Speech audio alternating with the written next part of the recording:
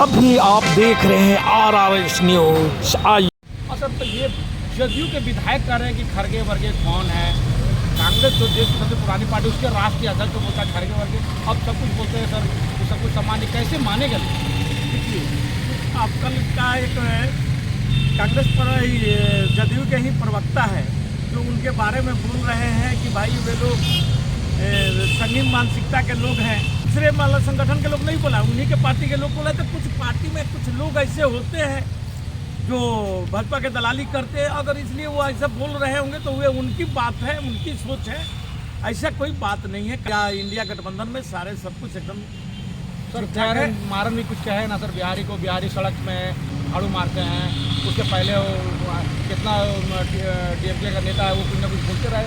Sir, इससे क्या लगता है, स्ट्रेस नहीं देते हैं क्या आप लोग भारतीय जनता पार्टी को? सबसे पहला चीज़ आप ये बदले कि आप गोदी मीडिया से आते हैं। सर, गोदी मीडिया ने सवाल तो सवाल है सर। आप सवालों से बच जाते हैं तो आप बाईपास ले लीजिए। जो सवाल तीखा हो उसका जवाब आप लोग देने से बचते हैं।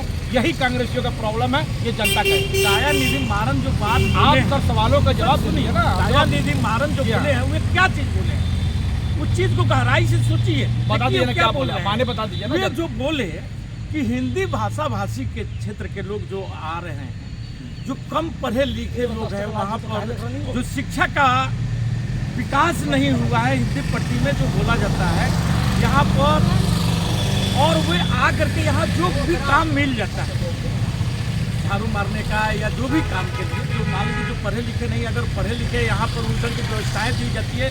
जिस ढंग से मोदी जी को 303 सीट यहाँ का हिंदी पट्टी के लोग उनको जिता करके भेजे, और वे लोगों को यदि उन लोगों के लिए उचित शिक्षा का व्यवस्था कराए रहते, रोजगार की व्यवस्था कराए रहते मोदी जी, तो आज उनको कहीं दूसरी जगह जाने की जरूरत नहीं पड़ती। ये कहाँ ये चीजों को नहीं, उनके बोलने का मतलब ये था, मतलब का समझा रहे हैं। मतलब ये था। लेकिन हमारे जो गोदी मीडिया है, जो मोदी जी का मीडिया जो है, वे इसको गलत ढंगों से मोड़ करके बोल रहा है। जैसे वो सनातन पर बात बतलाए थे दूसरे चीज, लेकिन उसको घुमा करके दूसरे चीज को अधिक किया गया था, प्रचारित किया गया था, जिसको भारतवासी एक्सेप्ट नहीं किया।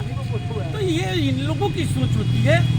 दयानिधि मारन जो बोले हैं वे फैक्ट चीज को बोले हैं कि भाई वहाँ पर शिक्षा की बहुत ही किल्लत है, शिक्षा सही ढंग के नहीं दी जा रही है। जो वोट तो ले लिया जाता है, चुनाव में जीत लिया जाता है, चाहे उनको राम मंदिर से दिखा करके या उनको इधर उधर की बातें घुमा करके उनसे वोट प्राप्त कर लिया जाता है, लेकिन बुनियादी सुविधाएं उन लोगों को वहाँ के तेजस्वी यादव नहीं दी जाती। सर सुन लीजिए कि आप अपने मन से उसका गढ़ रहे हैं। तेजस्वी यादव का बयान आया सर, आप देख लीजिए।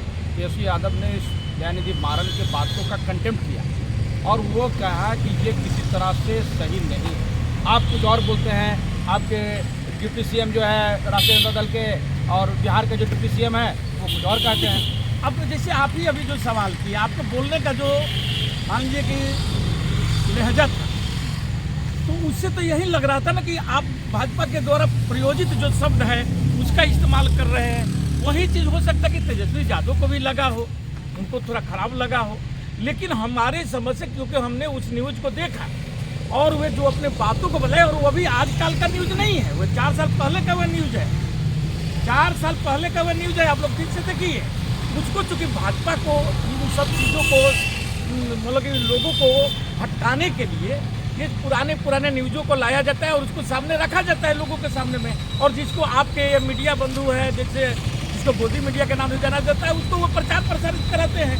वे 4 साल पहले वे अपना वो न्यूज़ दिए थे, वो बात बोले थे, और उनकी बातों को गहराई को सोचिएगा तब लगेगा कि नहीं, वे बात जो बोले हैं वो बहुत ही फैक्ट चीज़ बोले हैं। और वे सरकार पर दोषारोपण किए हैं, और केंद्र सरकार पर, जो कि केंद्र सरकार जो हिंदी पट्टी से 303 सीट लेकर के जीत करके आती है और यहाँ के युवाओं के लिए कोई व्यवस्थाएं नहीं बना रही है, न शिक्षा की व्यवस्था किया जा रहा है, न उनकी रोजगार की व्यवस्था किया जा रहा है, बल्कि ढोल पीट दिया जाता है कि 5 किलो अनाज देते हैं। अरे भैया रोजगार दो ना, कोई 5 किलो तुम्हारा अनाज नहीं लेना है। लेकिन आप सारे रोजगार को छीन करके और एक है आदमी के हाथों में सारे देश की संपत्तियाँ बेच करके आप रोजगार विहीन देश को कर रहे हैं। और बोल रहे हैं कि आपको अभी IMF का जो रिपोर्ट आया है शुक्रवार को 22 तारीख को, आप देखे होंगे, पढ़े होंगे। क्या बोल रहा है IMF कि आप कर्ज ले लिए हैं, जो आप 4 साल के अंदर में 1.5 लाख करोड़ से ऊपर आप कर्ज ले लिए देश पर।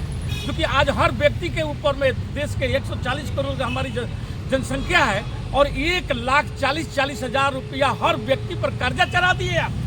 जो कर्जा 70 साल में जो 54,000 55,000 करोड़ रुपया था उसको आप ले जाकर के 2,55,000 करोड़ रुपया तक ले करने का आपने काम किया है।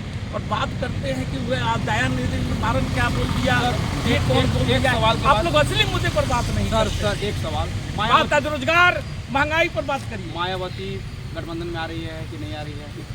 देखिए मायावती जी के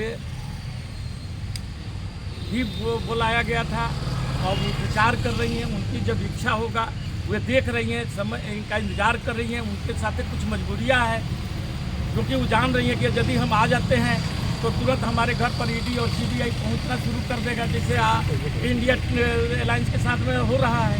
तो वे इंतजार करेंगे, आने दीजिए, चुनाव डिक्लेयर होने दीजिए। फरवरी में लगभग चुनाव डिक्लेयर हो ही जाएगा। उसकी सारी गेम दिखा दिए हैं आपके जो। चलिए सर, अब महत्वपूर्ण मुद्दे, ब्रॉडकास्टिंग बिल अभी लाने में सरकार बड़ी तत्परता दिखा रही है, तो उस मामले को अब पूरी तरह से संसद में रख दी। तो आपको क्या लगता है ब्रॉडकास्टिंग बिल में क्या आपत्तियां हैं कांग्रेस पार्टी? देखिए कांग्रेस पार्टी को नहीं, आम जनता को इस पर आपत्ति है।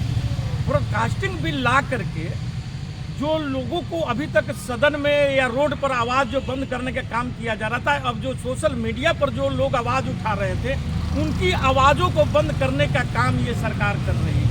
ब्रॉडकास्टिंग बिल ला करके आप यदि व्हाट्सएप पर भी कोई वीडियो आप रिलीज करते हैं, कोई कंटेंट बनाते हैं, तो उस पर भी सरकार का दखल होगा।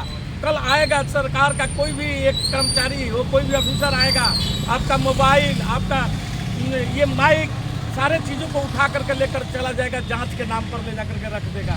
इन सारे चीज़ों का विरोध हो रहा है कि मोदी जी, और बात इस चीज़ों पर होना चाहिए था कि प्रधानमंत्री को हर साल कम से कम 12 प्रेस कॉन्फ्रेंस करना चाहिए और 12 बार कम से कम आ करके सदन में और जनता की समस्याओं पर बोलना चाहिए। जो कि आज के 9 साल के बीच में जो 9-10 साल का जो समय गुजर गया, ये मोदी जी का, ये सरकार का कल चल रहा है, और आप बताइए कितने बार वो प्रेस के सामने आए। और आप सवाल करिएगा इंडिया से, इंडिया एलायंस से, राहुल गांधी से, लालू यादव से, सरकार से आप लोग सवाल नहीं करते हैं। ये दुख की बात है। सर विश्व में डंका तो बज रहा है ना प्रधानमंत्री का, इसको कहाँ से इनकार कर रहे हैं? देखिए आप विश्व में डंका बजा लीजिए, ब्रह्मांड में डंका बजा लीजिए, ये आपकी काम है। आपका मीडिया जो है ये डंका बजा रहा है, कहीं कोई डंका उनका नहीं बज रहा है। यदि आपका डंका बजता तो आपको IMF का भी जो आपको बतलाए कहानी है, तो वो आपका रिपोर्ट नहीं पेश करता कि अब आपको हम कर्जा नहीं देंगे, क्योंकि आप इतना कर्जा ले चुके हैं कि चूँकि आपका GDP के बराबर पहुँचने जा रहा है। और कर्जा पर कर्जा, कर्जा पर कर्जा ले करके देश चला रहे हैं। अब बोल रहे हैं कि विकसित भारत बना रहे हैं, कर्जा पर कर्जा लेते जा रहे हैं। अब बोल रहे हैं कि राम मंदिर बना रहे हैं। मतलब कि कहानी वे हो गया है, जानते हैं कि घर में टूकी टूकी रोटी, अब बाहर धोती भर धोती लेकर के मोदी जी घूम रहे हैं। देश की हालत पर बद से बदतर होते जा रहा है, लेकिन विकसित भारत बन रहा है। वहाँ आपका नाम कहाँ है? आप जाकर के सारे मुद्दे जिस बात पे बात करना चाहते हैं, सारे मुद्दे विधानसभा के पिछले विधानसभा चुनाव में आए थे और इस पर जनता ने अपना फैसला सुना दिया। अब उसको फिर उसी पुरानी डपली वही राग आप लोग फिर मतलब कहते हैं कि कांग्रेस जीतना नहीं चाहती है, आत्ममंथन करना नहीं चाहती है। तो क्या आपने इस बात को, सर मेरा बात सुनिए, सवाल हमारा ये है कि जिस बात को आप कहना चाह रहे हैं, पिछले विधानसभा चुनाव में ये बात आप लोगों ने उठाया था और ये मंचों में उठाया था, काफ़ी लोगों ने सुना भी था, लेकिन जनता का फैसला तो आ गया ना।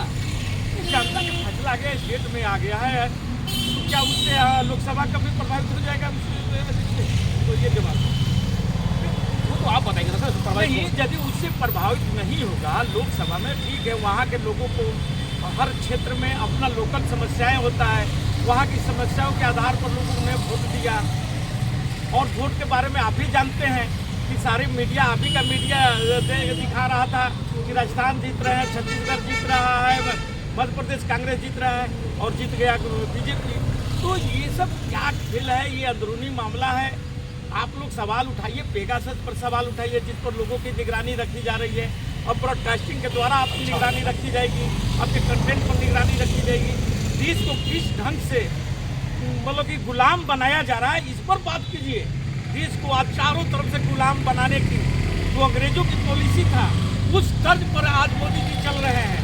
आपकी हर बोलने के अधिकार को, आपको कहीं पर कोई कार्य करने का अधिकार, ये सारे चीज़ों को आपके संवैधानिक सारी संस्थाओं को तो पहले ही अपने कब्जा में ले लिए हैं।